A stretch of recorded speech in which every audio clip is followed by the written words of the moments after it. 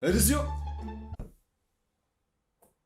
Intro YouTube la moins dynamique du monde, bonjour. Pas tout le monde, c'est Rayton. Aujourd'hui on se retrouve pour une nouvelle vidéo là où aujourd'hui ce qu'on va faire c'est que je vais faire un concept que j'ai jamais fait sur la chaîne, c'est que je vais vous lire des histoires normalement réelles, qui sont vraiment arrivées. En gros je vais enchaîner plein d'histoires qui sont super courtes, comme ma but, désolé que ce soit vrai. Et du coup on va les découvrir ensemble, donc moi perso j'en connais aucune et du coup bah je vais les lire, ce sera illustré avec des petits trucs dans la vidéo. Salut, je suis Rayton Forcer, n'oubliez pas de mettre un pouce bleu. Rayton Forcer, au revoir. N'oubliez pas de mettre un pouce bleu, merci. Oh putain, celle-là, j'étais pas prête. Dans le Hampshire, je sais mon accent anglais est absolument fabuleux, en Angleterre, il y avait un golf. Et en gros, dans le golf, tu sais pas pourquoi, il y avait un tigre blanc. Donc un tigre plutôt badass, tu vois. Donc en Angleterre, déjà pourquoi il y a un tigre blanc, tu sais pas. Peut-être qu'il s'est évadé du zoo, on sait pas. Il y a un tigre blanc qui s'est posé dans le golf. Et ce qui s'est passé, donc t'as les golfeurs qui étaient du coup vachement loin parce que le golf, ça se joue de très loin quand même en général. Qui, grâce au zoom de leur appareil photo, ont pu repérer le tigre et du coup avertir les autorités. Et du coup après, ce qui s'est passé, c'est que t'as plein de gens armés, dont même un hélicoptère, qui sont arrivés, qui ont tiré des flèches tranquillisantes sur le fameux tigre. Donc le tigre il était cuit et tout, tu vois. Du coup il y avait la police, il y avait les infos et tout. Devinez quoi? Ce tigre était en fait une peluche. What the fuck? Attends, celle-là, je vais vérifier si elle est vraie, parce que c'est quand même beaucoup, quand même. Ah oui, putain, j'y crois pas. Ok, c'est ça la photo. Donc oui, donc, ok, pourquoi pas. Donc il y avait bien un tigre. Il y a un tigre en peluche qui a spawn. Personne ne sait pourquoi. Quelqu'un est venu apparemment au golf avec sa meilleure peluche, et du coup, cette personne, elle a laissé la peluche, et du coup, ça a fait un putain de scandale. Putain, j'y crois pas. Oh non, celui-là, je suis pas prêt. Il s'appelle Cause de la mort, le tear slip. Alors celui-là, je sais pas pourquoi, je sens que ça va être n'importe quoi. N'importe quoi. Oui, je le dis plusieurs fois parce que c'est vraiment n'importe quoi. Là, il y a directement un paragraphe, donc je vais juste le lire. Quand on était gamin, on a tous déjà joué à des jeux débiles dans la cour de récréation. Il y en a un qui est connu sous le nom du tear slip et qui a dû traumatiser plus d'un garçon. J'en fais partie. C'est triste, hein. Le principe est tout simple. Arriver derrière un pote, lui attraper le haut du slip et le tirer d'un coup sec vers le haut. Ne le faites pas. Ne le faites pas. Il y a plus d'un mec qui a perdu un testicule comme ça, hein. Donc le faites pas. Hein. Faut rire assuré, pas pour celui qui se fait tirer le slip. Sauf que d'après une légende, un gamin en est mort et c'est la vérité. Dis la vérité. Pourquoi? Il y a marqué quoi cette pierre tombale dans ce genre de moment? Cause de la mort? Un tear slip qui a mal tourné. Tu sais, on dirait une vieille vidéo prank. Il me tire le slip jusqu'à la mort. Ça tourne mal. En fait, il ne s'agit pas d'un enfant mais d'un homme de 58 ans qui se chamaillait avec son beau-fils de 34 ans. Ah ouais, donc les deux, ils ont plus de 30 ans et ils se tirent encore le slip. Je juge pas, mais un peu quand même. Le gendre a saisi le slip du beau papa, tirant l'élastique jusqu'au niveau du cou. Quoi? Attends, ouais non, je vais pas me tirer le slip en fait, c'est pas une bonne idée. Je peux t'assurer que moi perso mon slip il va... Enfin, déjà j'ai un caleçon, donc déjà moi le tir slip tu peux pas le faire, j'ai un caleçon. Ça existe pas le tir caleçon, moi je connais que le tir slip. Mais moi hors de question, il peut pas m'arriver à la tête hein. À moins que t'aies un corps très petit. Du coup je disais, le gendre a saisi le slip du beau papa, tirant l'élastique jusqu'au niveau du cou, ce qui l'a asphyxié. Putain, ça c'est bien les ambiances, hein. Beau papa il a pris cher. La police a déclaré que l'alcool avait dû jouer un rôle dans cette histoire quand ils ont découvert la victime avec la bande de son slip autour du cou. C'est un coup monté, c'est pas possible. À l'enterrement, c'est obligé, il y a une personne qui était en mode parce que pendant un minute de silence, mec, comment ne pas rigoler? Le mec il est mort d'un tear slip. Enfin, je sais que c'est pas drôle. Moi je rigole pas, mais j'en connais plus d'un qui aurait rigolé. Oh non, celui-là c'est pire. Un homme piégé dans son four. Sur internet, on trouve de nombreuses histoires insolites d'hommes et de femmes qui ont trouvé la mort de manière quelque peu stupide. J'en connais un, il a un slip. Il est propre, on l'a lavé depuis. Il en existe une selon laquelle un homme se serait retrouvé piégé à l'intérieur de son four après avoir vérifié un dysfonctionnement. Moi ça me fait trop peur. J'ai trop peur de mettre ma tête en fait dans les fours et dans les micro-ondes parce que c'est à cause des ondes et tout. J'ai trop peur que mon cerveau il explose. Je suis bizarre, je sais. On dirait un gag dans un dessin animé, pourtant, cela c'est vraiment produit. Horrible. Attention, il ne s'agit pas du four de la cuisine, mais du four industriel d'une usine anglaise. Ok, déjà c'est mieux déjà. Un technicien a décidé d'aller voir vers l'extérieur de celui-ci pour tenter de trouver le problème. Bien entendu, il n'en a parlé à personne. Ok. Mais en même temps, un de ses collègues a trouvé la source du dysfonctionnement. Une fois réparé, le technicien a refermé la porte et a remis en marche la machine alors que son collègue était toujours à l'intérieur. Oh putain. Le condamné n'a certainement pas eu le temps de crier à l'aide puisque la température est passée de 0 à 500 degrés. Ah ouais, le mec c'est devenu une pizza. Mec, c'est chaud. Enfin, littéralement, c'est chaud. C'est pas une blague. Désolé. Mais vous imaginez le drame, c'est que le gars a refermé la porte sans savoir et son pote, tranquillement, c'est devenu un nugget. Tout va bien. Pourquoi pas? Cette histoire était cool en vrai. Ne laissez jamais votre ex vous préparer un repas. Pourquoi je le sens trop mal? Regardez la photo. Regardez la photo, sérieusement. Y a rien qui va à cette tête, elle est parfaite. Il s'agit encore une fois d'une histoire vraie. Voici l'histoire de Ryan Wattengpung.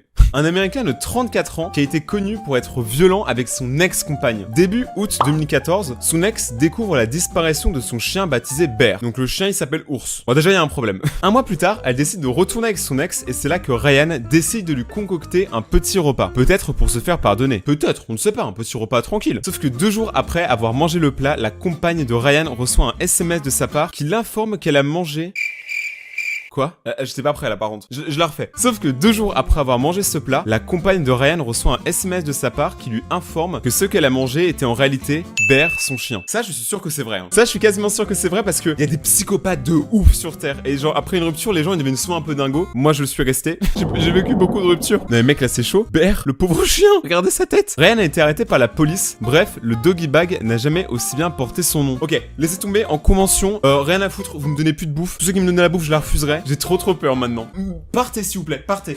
Aïe. Non, je rigole, je reviens. Ok, donc celle-là, je crois qu'elle va faire peur, mais je suis pas quand même sûr parce qu'elle s'appelle quand même le harceleur sous le lit. C'est la légende urbaine que toutes les adolescentes se racontent au moins une fois dans leur fameuse soirée pyjama. J'étais jamais invité. Tout ça parce que j'avais un pénis. Discrimination. La légende qu'on appellera du texto sous le lit. Imaginez une ado qui reçoit un SMS d'un homme en pleine nuit qui lui infirme qu'il est dans la maison. La jeune fille ne prend pas ses menaces au sérieux et pourtant, l'homme se trouvait caché sous le lit de sa victime. Effrayant. Et pourtant, c'est encore une histoire vraie. Alors peut-être que je suis un mec, mais moi je suis le genre de parano qui va vérifier 6000 fois si ma porte est bien fermée à clé, tu vois. Donc s'il y a un mec qui me dit qu'il est dans mon appart, je flippe, je change d'appart, je m'en bats les couilles, je résilie le bail, je m'en fous, je me casse par la fenêtre elle est bien. À ton avis, pourquoi j'habite au premier étage? C'est pour mieux sauter, que ça après je me barre, tu vois. Je vais chez d'autres gens. En juillet 2014, une jeune fille de 16 ans commence à recevoir des textos d'un homme de 18 ans. 18, c'est pas non plus vieux, tu vois. Genre l'homme, s'il a 54 ans, je flippe plus qu'un mec qui a 18 ans. Qui lui annonce qu'il est en ce moment en train de la regarder et qu'il veut qu'elle se réveille à ses côtés. Ne prenant pas au sérieux ses menaces, l'ado reçoit vers minuit un SMS: je suis dans ta maison. Bon, déjà ça commence mal. Terrorisée, la jeune fille part se réfugier dans la chambre de sa mère. Ce n'est que le lendemain matin, quand elle retourne dans sa chambre, qu'elle remarque que les boîtes de chaussures, habituellement rangées correctement sous son lit, ne sont plus alignées. C'est à ce moment-là qu'elle découvre Kyle Ravenscroft, je sais pas qui c'est. Je pense que toi aussi derrière ton écran tu sais pas qui c'est. Caché dessous. L'agresseur a pu prendre la fuite, puis s'est rendu à la police un peu plus tard. Quoi? C'est que le mec, il a réussi à fuir, mais il s'est quand même rendu. Et en plus, il était caché sous le lit. L'adolescente, quant à elle, s'en est sortie indemne, mais une chose est sûre, elle vérifiera sous son lit chaque soir jusqu'à ses 90 ans. Genre à 91 ans, c'est bon, elle vérifie plus, elle s'en bat les couilles. C'est chaud. Attendez,